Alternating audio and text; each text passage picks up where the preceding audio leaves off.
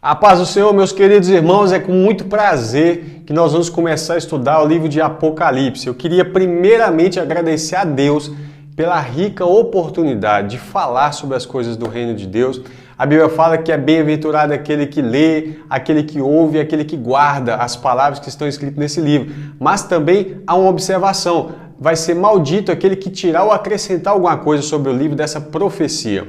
Então, por isso, eu quero ter muita cautela antes de dar a minha opinião pessoal, porque o que importa não é a minha opinião pessoal, o que importa é aquilo que realmente está escrito, tá certo? Então eu queria que vocês orassem desde já para que Deus venha nos dar sabedoria, mansidão, temperança, para não ir além do que está escrito, para que realmente esse trabalho venha a ser para a edificação do corpo de Cristo. Um detalhe importante nós vamos começar a falar é sobre o capítulo 1, verso 1.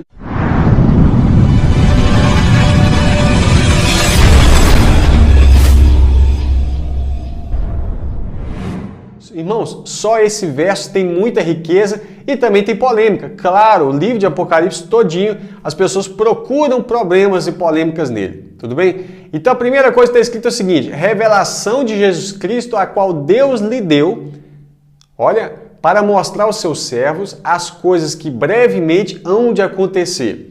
E pelo seu anjo enviou e notificou ao seu servo João.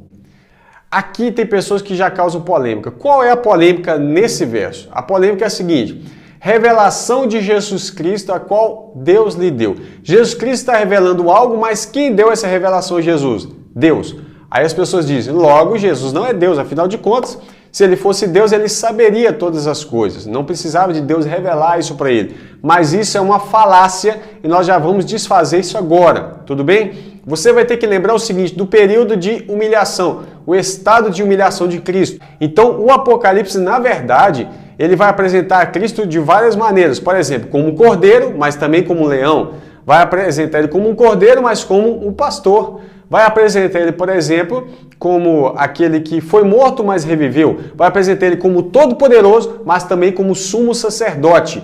E aí, ele vai apresentar Cristo nessas figuras, mas sempre apresentando a majestade, a divindade de Cristo, reforçando a divindade de Cristo. E isso é maravilhoso, porque o cordeiro que está ao lado do trono também é o cordeiro que está no meio do trono de Deus.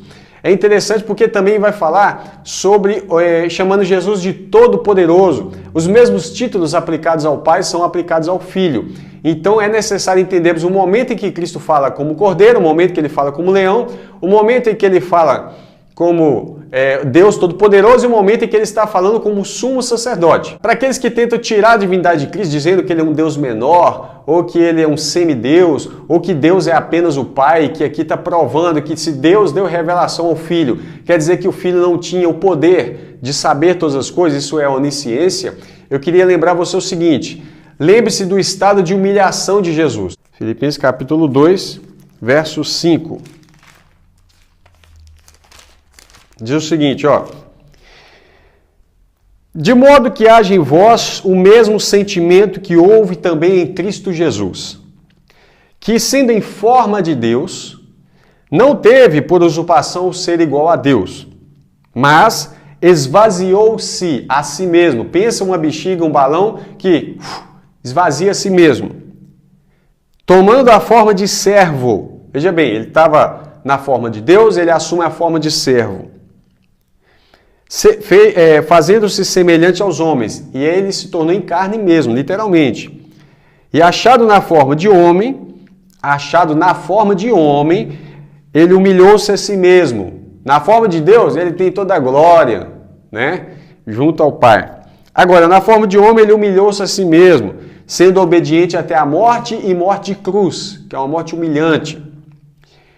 Por isso, veja bem, quando ele sai desse estado de humilhação, aí ele retorna à sua glória. E Jesus Cristo mesmo fala sobre isso, mas ele vai falar: por isso também Deus o exaltou soberanamente e lhe deu um nome que é sobre todo o nome, para que ao nome de Jesus se dobre todo o joelho dos que estão nos céus, dos que estão na terra e dos que estão debaixo da terra. Existem joelhos debaixo da terra que vão se dobrar ao nome de Jesus.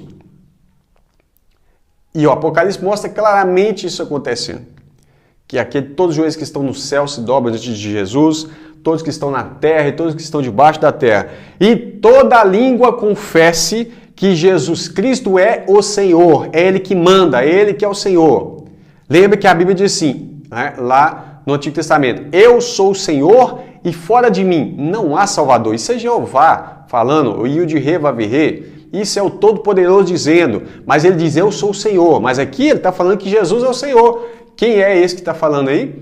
Né? Jesus é Deus. O Apocalipse testemunha a divindade de Cristo. E toda língua confessa que Jesus é o Senhor para a glória de Deus Pai. Veja bem, declarar que Cristo é Senhor também glorifica o Pai. E olha que Deus tinha dito, eu sou o Senhor e fora de mim não há Salvador. Além de Jesus ser Senhor, Ele também é Salvador. Mas vamos lá. Você viu que Jesus esvaziou-se a si mesmo, sai da forma de Deus e assume a forma de homem. E agora o que vai acontecer? Você vai perceber que ele teve um breve período de autolimitação dos seus atributos divinos. E isso vai acontecer no período em que ele declara a respeito da sua vinda. Olha, ele fala do momento, da hora, do dia e da hora exata. Olha o que ele fala em Marcos 13, 32.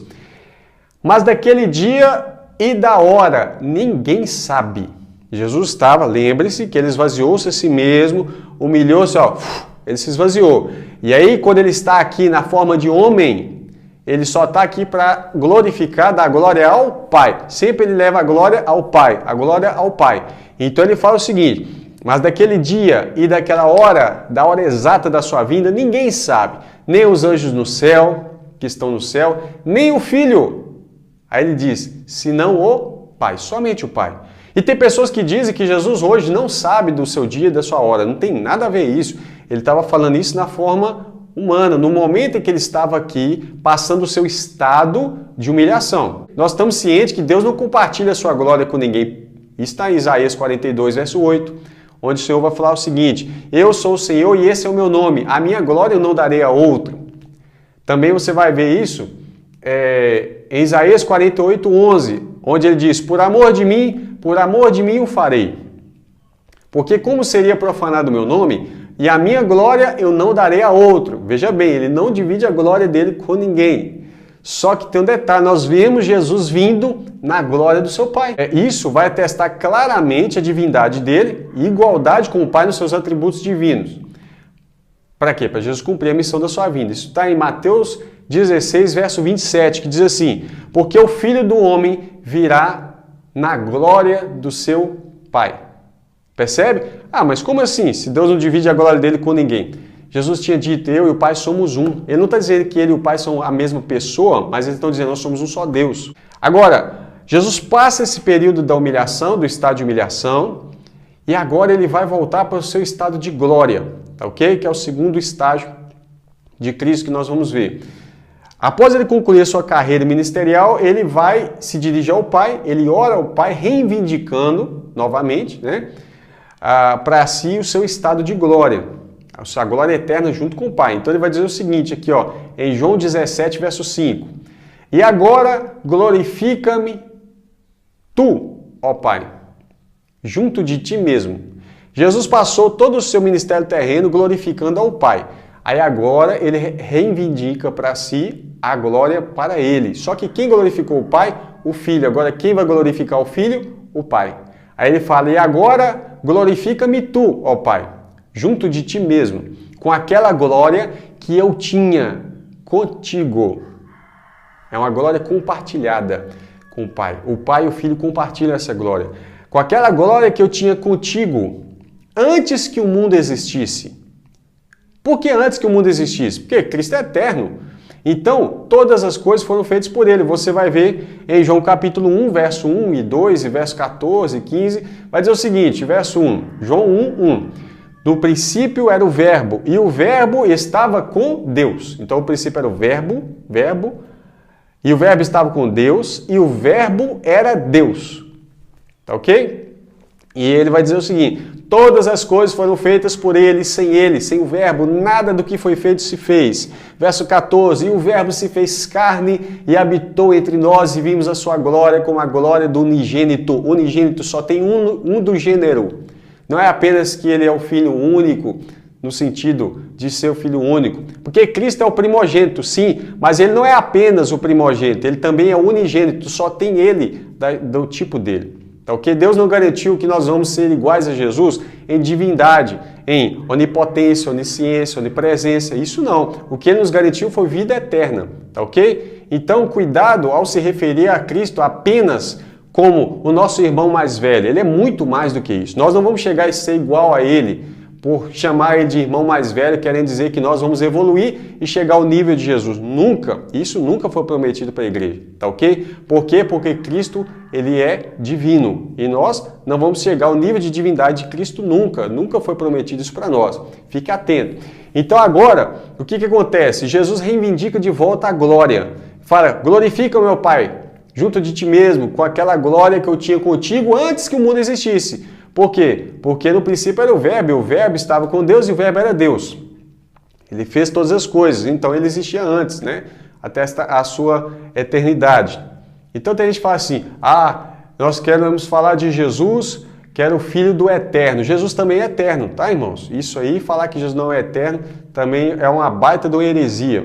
Mas vamos lá, Colossenses 2, verso 9. Você vai ver que Jesus recebeu de volta toda a plenitude da divindade. Então diz o seguinte, porque nele, em Cristo, habita corporalmente toda a plenitude da divindade. Jesus não contém nele uma parte da divindade, ou Jesus é 99,9% Deus. Não, ele é 100%. 100%, vou pôr porcentagem, não. Ele é plenamente humano e ele é plenamente divino. A Bíblia diz porque nele habita corporalmente toda a plenitude da divindade. Então, negar uma fração da divindade de Cristo é heresia. E esse tem sido um dos grandes ataques. Por isso, esse verso primeiro é importante explicar ele detalhadamente. Por quê?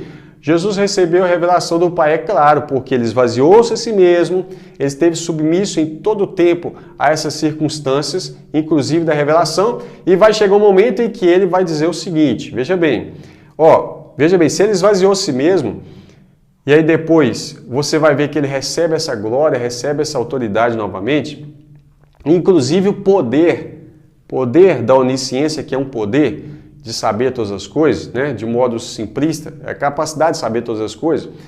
Você vai ver em Mateus 28, verso 18, que ele diz o seguinte, e chegando-se Jesus, falou-lhes dizendo, é-me dado todo o poder. Onisciência é um poder? Sim. Onipotência? Sim. Onipresença? Sim. Então Jesus, quando ele reclama de volta, ele reivindica novamente aquela glória que ele tinha com o Pai, todo esse poder, ele recebe e ele fala o seguinte, é-me dado todo o poder.